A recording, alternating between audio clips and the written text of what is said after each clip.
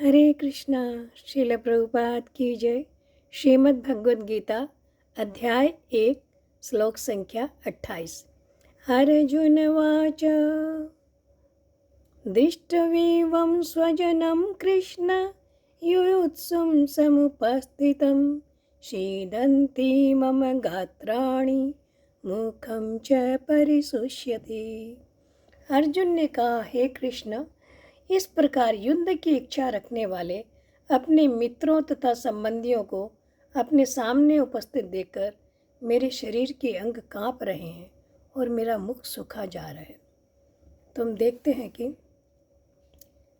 दोनों पक्षों के योद्धाओं को देखने के बाद अर्जुन ने देखा कि दोनों पक्षों में अपने ही कुटुंबी खड़े हैं, अपने ही संबंधी खड़े हैं। तो अर्जुन का मन करुणा से अभिभूत हो गया और उनके मन में दया उमड़ आई और उन्होंने भगवान श्री कृष्ण से कहा, दृष्टवेवं स्वजनम कृष्ण, हे कृष्ण, दृष्टवेवं, इनको देखकर, स्वजनम, ये मेरे स्वजन जो है। तो हम डिफरेंस देख सकते हैं। जब धृतराष्ट्र ने संजय से पूछा तो माम कहा और पांडवा कहा, यानी कि मेरे पुत्र और पांडु के पुत्र कहा। पर यहीं अर्जुन जो है स्वजनम कह रहे हैं। स्वजनम में मेरे और तेरे का कोई भाव नहीं है।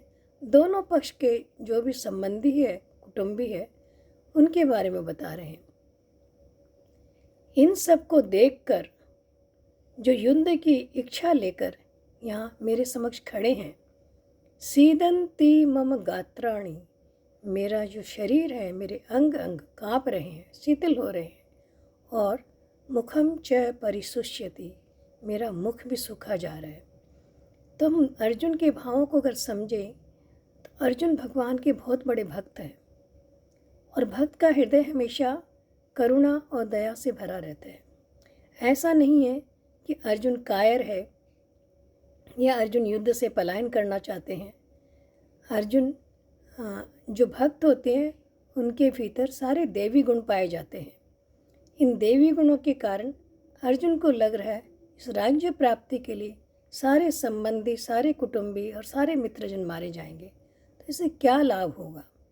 जो अर्जुन दुर्योधन आदि को देखकर वीरता से भरकर अपने धनुष को संभाल खड़े हुए थे, वही अर्जुन अब धनुष उनके हाथ से गिर रहे हैं और वो युद्ध से उपरत होना चाहते हैं। क्यों?